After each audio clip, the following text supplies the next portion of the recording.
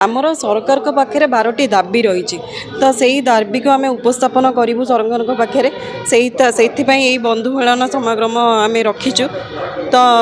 दाबी भितर रोचे किछिटा दाबी आमर रोचे आमर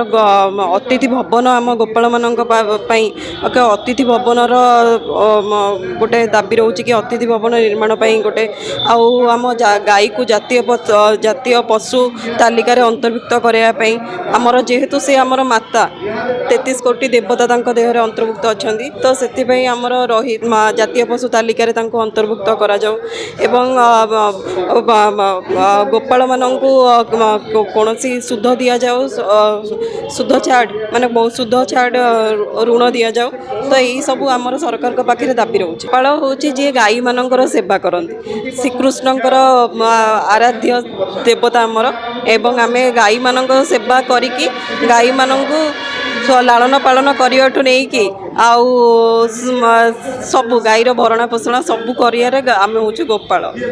गाई को लेकिन आम परिचित दाबी बंधु मिलन तो आम सोशल अवेयरनेस दवाक चाहूँ जे आमर एत आम जिते अवहेलित होचु तो से अवहेलित होगा द्वारा आमर कि आम जातिर किसी इम्प्रूवमेंट हो पारुनी। तो से आमर ये बंधु मिलन आमर दाबी रोचे कि आमर गोटे आलोचना रोचे कि ये जिनस आम जब आलोचना करवा तो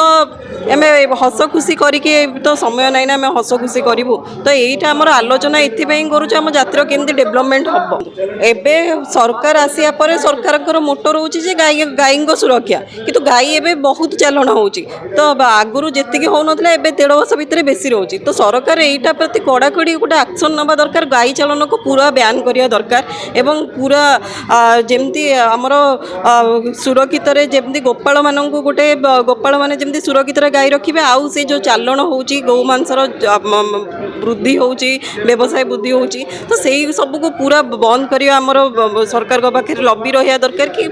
गाई मांस को तुरंत बंद कर जेहेतु से आम देवतुल्य गाई आमर देवतुल्य तो से सब जिनस बैन करवा निहाती दरकार। नवकिशोर बेहरा ऑल ओडिशा गोपाल समाज जो आज प्रस्तुति बैठक बा बंधु मिलन चलता तार आवाहक हिसाब से कम करी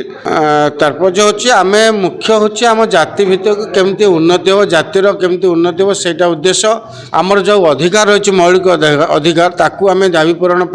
आज प्रस्तुति बैठक करूँ। बैठक में निष्पत्ति नहीं आपन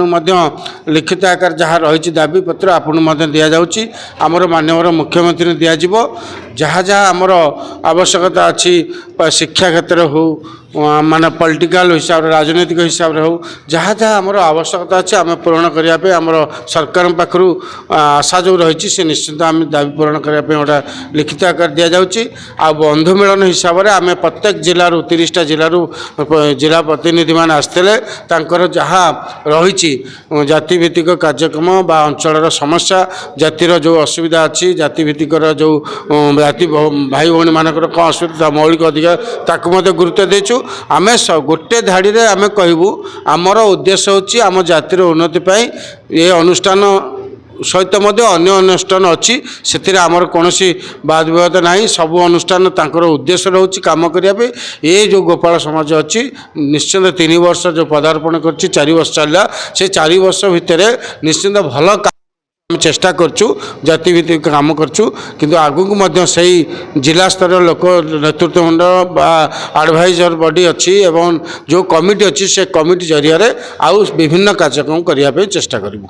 ये ऑल ओडिशा गोपाल समाज बैठक रही राज्य स्तर अच्छी कर्मशाला कर्मी कर्मशाला एवं बंधु मिलन यही कर्मशाला 30 जिलूर आमर विभिन्न जिलार प्रतिनिधि आसछंती गोपाल समस्या एवं कौन कले गोपाल उन्नति हे सजेसन देले एवं सजेसन अनुसार आम कार्य करुचु एवं द्वारा आम गोटे 12 दफा दाबी तैयारी करूँ जहाँ ओडिशार राज्य सरकार को आम दबू एवं आमर गोपाल जो डिमांड अच्छी दाबी अच्छी जो राज्य दाबी अच्छी हासिल करने चेष्टा करूँ। गोपाल उन्नति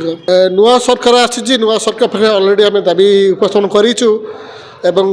से दाबी नुआ सरकार ताकू जी डिपार्टमेंट को पठे आम लेटर माध्यम जो पठेलु आम आमर जो प्रथम दाबी आज रखाई लैंड उपर आम जो गोपाल भवन राज्य राजधानी रे जो जमीन देते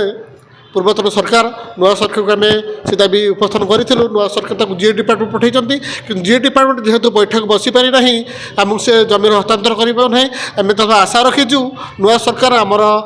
ସମସ୍ତ ଦାବିକୁ ପୂରଣ କରିବେ। ଆଜି ଆମର ଅଲ୍ ଓଡ଼ିଶା ଗୋପାଳ ସମାଜ ତରଫରୁ ଗୋଟେ ରାଜ୍ୟସ୍ତରୀୟ ବନ୍ଧୁ ମିଳନର ଆୟୋଜନ କରାଯାଇଥିଲା, ଯେ କି 2025 ଯାଇକି 2026ର ଶୁଭାରମ୍ଭ ହୋଇଛି ଏବଂ ସେଇ 26 ମସିହା ଭିତରେ ଆମେ ବହୁତ କିଛି କାମ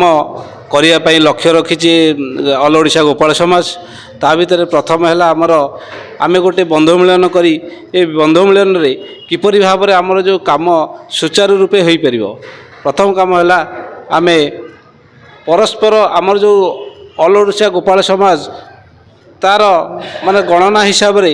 ଏ ଓଡ଼ିଶାରେ ଆମେ 4.5 କୋଟି ଜନସାଧାରଣ ମଧ୍ୟରୁ ଆମେ 1 କୋଟି ପାର କରିସାରିଛୁ। ଜନଗଣନା ହୋଇନଥିଲେ ମଧ୍ୟ ଆମ ସମାଜରେ 1 କୋଟିରୁ ଉର୍ଦ୍ଧ୍ୱ ଲୋକ ବସବାସ କରୁଛନ୍ତି, କିନ୍ତୁ ତାଙ୍କର ଯେଉଁ ପ୍ରକାର ମୌଳିକ ସୁବିଧା ଆମକୁ କୌଣସି ସରକାର ଏପର୍ଯ୍ୟନ୍ତ ଯୋଗାଇ ଦେଇନାହାନ୍ତି, ଯାହାଫଳରେ କି ଆମର ଯାଦବ ଭାଇମାନେ ବହୁତ ପଛରେ ରହିଯାଇଛନ୍ତି। ଶିକ୍ଷାରେ ହେଉ, ସ୍ୱାସ୍ଥ୍ୟରେ ହେଉ, ଗମନାଗମନରେ ହେଉ। ଆପଣମାନେ ଦେଖନ୍ତୁ, ମାନେ ଆମର ସରକାର ନୂତନ ସରକାର ଆସିଲେ ଗୋଟେ କାମଧନ ଯୋଜନା ନେଇକି ଆସିଲେ, ଯାହାଫଳରେ କି ଆମର ଭାଇମାନେ ସେଥିରେ ବହୁତ ଉପକୃତ ହେବେ। ସେ କାମଧନ ଯୋଜନା କେମିତି ଆମ ଭାଇମାନଙ୍କ ପାଖରେ ସୁଚାରୁ ରୂପରେ ପହଞ୍ଚି ପାରିବ, ସେମାନେ କେମିତି ସରକାରଙ୍କର ବେନିଫିଟଟାକୁ ନେଇପାରିବେ, ତା ବିଷୟରେ ବି ଆମର ଆଲୋଚନା ହେଲା ଏବଂ ସେଇଟାକୁ ଆମେ ପ୍ରତି ଜିଲ୍ଲାରେ ସରକାରଙ୍କର ଯୋଜନାକୁ କିପରି ଭାବରେ ପହଞ୍ଚାଇ ପାରିବ, ଏ ସଂଘର ହେଲା ପ୍ରଥମ ଲକ୍ଷ୍ୟ।